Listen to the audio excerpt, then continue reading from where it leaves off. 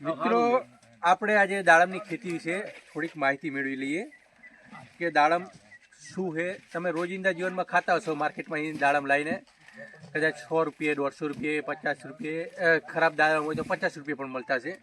તો દાડમ ખરાબ શું કામ થાય એની આપણને ખબર નહીં। આજે માની લો આ ટાઈપનું દાડમ તમને મળ્યું, તો દાડમ આવું શા માટે થયું એ તમને ખ્યાલ નહીં।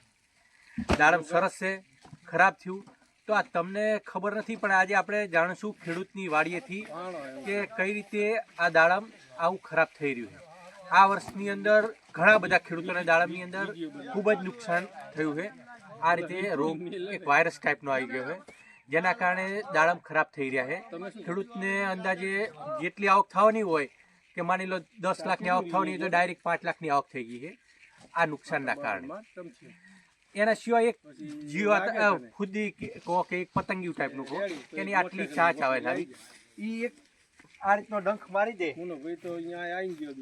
દાડમમાં, તો આવું નુકસાન થતું હોય। એ એક જાતનું જ્યુસ આખું દાડમનો રસ છે એ ચૂહી લેતું હોય અને દાડમ નકામું થઈ જતું હોય। તો ખેડૂત જોડે જ જાણીએ તો કેવું લાગે દાડમની ખેતી કરીને, તમે શું કહેવા માંગશો?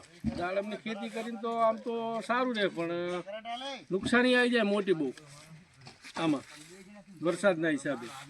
તો અંદાજે તમારે કેટલા વીઘામાં દાડમ કરેલા છે?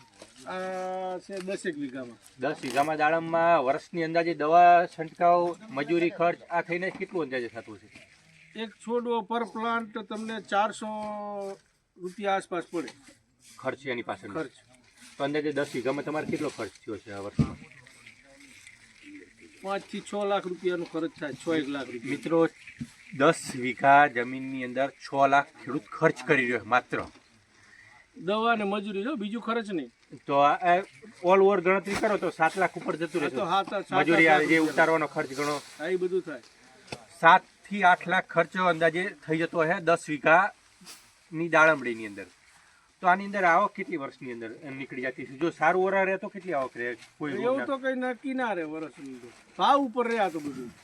આ સાલ ભાવ હે તો બગાડ મોટો હોય, બે બાજુ છે મિત્રો માર। જો બજાર હે તો બગાડ વધારે છે અને ભાવ ના હોય અને ફળ સારું હોય તો નુકસાન છે। ખેડૂતને બધી બાજુ નુકસાન તો વેઠવાનું આવે જ છે, વેપારીઓને કદાચ થોડું ઘણું નુકસાન વેઠવાનું આવતું હોય, અને તમારી સુધી જે દાડમ 150 રૂપિયા પોકે છે ને એ ખેડૂતથી મને લાગે ત્યાંથી 40 રૂપિયા જતું હશે, 40-50 રૂપિયા જતું હોય, અને સારામાં સારા દાડમ છે એ કદાચ આપણી સુધી પહોંચતા પણ નહીં હોય। સિટીમાં જે સારામાં સારા દાડમ અહીંયાથી નીકળતા હોય ખેડૂત જોથી, એ તમારા સુધી પહોંચતા હશે કે નહીં પહોંચતા હોય એની કોઈ ગેરંટી નહીં ના આવે, એ બારોબારથી બહાર જતા હોય, બધા એક્સપોર્ટ થઈ જાય। તો આ બધી મગજમારીઓ છે મિત્રો, આવા રોગ છે। આના સિવાય બીજા કયા કયા રોગ આવે? ઘણા રોગ આવે અમારે, કેટલા? મૂળથી માંડીને રોગ ઉપર છેલ્લી ટોચ સુધીના રોગ હોય આમાં। એટલે અને આ દવાનો છંટકાવ તમે જે કરતા હોય છે, 10 વીઘામાં એક છંટકાવ અંદાજે કેટલા સુધીનો થઈ જતો હોય?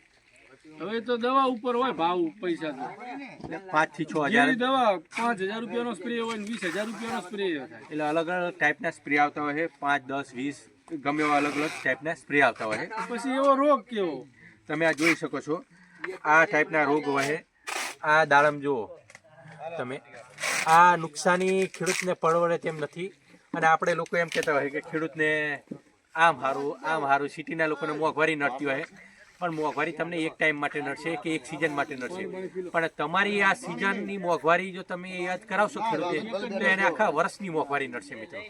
તો ખેડૂતની કોઈ પણ આ વસ્તુઓ ખાતા હોય તો એમાં મોંઘવારીની મારની બહુ ચિંતા ના કરવી, બીજી જગ્યાએ આ પૈસા બચાવી લેવા। પીઝા ખાવા જતા હોય તો 5 પીઝા ઓછા ખાવા, પણ ખેડૂતની વસ્તુઓ ખાતી વખતે બહુ મોંઘવારીની ચિંતા ના કરવી, કારણ કે એ તમારી ખર્ચ રહ્યો ને બીજા લોકોનું પેટનું રોળ્યું છે, બીજા લોકોના પેટ રડી ખાય છે એમાં, અને ઘણા લોકોની જીવન આ ખેતી ઉપર નિર્ભર છે।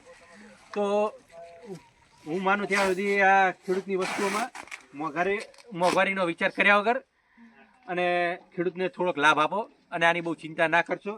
આ મોંઘવારી તમને એટલી બધી નડશે નહીં જેટલી તમે 100 અને 100 બાજીમાં તમે પૈસા ખર્ચી રહ્યા હોય એટલે તમારા પેટમાં નાખવામાં મોંઘવારી નહીં નડે મિત્રો।